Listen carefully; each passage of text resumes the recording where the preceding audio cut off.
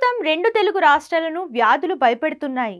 ఇప్పటికే బర్డ్ ఫ్లూతో భయపడుతున్న ప్రజలను ఇప్పుడు మరో మాయదారి రోగం భయాందోళనకు గురిచేస్తుంది.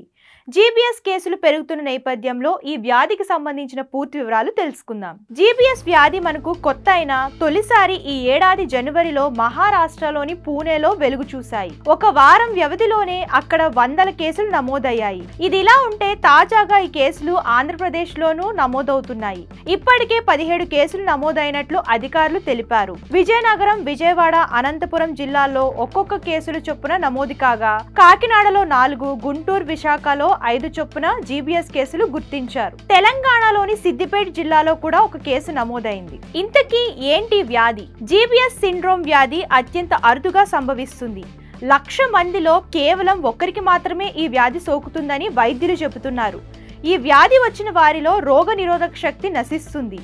ఒక రకంగా చెప్పాలంటే ఇది తీవ్రమైన ఆటో ఇమ్యూన్ న్యూరాలజికల్ డిజార్డర్. శరీరాన్ని కాపాడాల్సిన రోగ నిరోధక శక్తి పొరపాటున నరాలపై దాడి చేస్తుంది. ఇది కండరాల బలహీనత, తిమ్మిరి, కొన్నిసార్లు పూర్తి పక్షవాతానికి దారితీస్తుంది. జీబీఎస్ ఎందుకు వస్తుంది అన్న దానిపై గురించి ఇప్పటి వరకు ఎలాంటి స్పష్టమైన కారణాలు తెలియకపోయినప్పటికీ బ్యాక్టీరియల్ ఇన్ఫెక్షన్ ఒక కారణమని అంచనా వేస్తున్నారు. ఇది ఫుడ్ పాయిజనింగ్ కు కారణమయ్యే బ్యాక్టీరియాగా చెబుతున్నారు. మన శరీర రోగ నిరోధక వ్యవస్థ పొరపాటుగా నరాలను దాడి చేయడం వల్ల జీబీఎస్ వస్తుంది. ఇది మెదడు, వెన్నుపూసలోని నరాలపై ప్రభావం చూపుతుంది. లక్షణాలేంటి?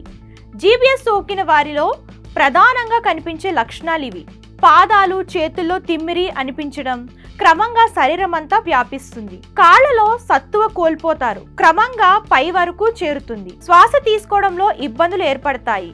కొన్ని సందర్భాలలో వెంటిలేటర్ అవసరం కూడా వస్తుంది. జీబీఎస్ సోకితే నాడీ వ్యవస్థపై తీవ్ర ప్రభావం పడుతుంది. నరాలకు సంబంధించిన వ్యాధి కావడంతో మాట్లాడడం, నమలడం, కంటి చూపులో సమస్యలు తలెత్తుతాయి.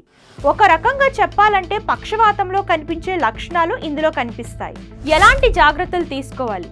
ఏదైనా వైరల్ ఇన్ఫెక్షన్, ఫ్లూ లేదా డెంగ్యూ వంటి అనారోగ్య బారిన పడిన వారు చాలా జాగ్రత్తగా ఉండాలని నిపుణులు చెబుతూ ఉంటారు. పైన తెలిపిన లక్షణాలు కనిపించిన వెంటనే వైద్యులను సంప్రదించాలని సూచిస్తున్నారు. గుంటూరు జీజీహెచ్ లో ఈ వ్యాధి బారిన పడిన వారికి చికిత్స అందిస్తున్నారు.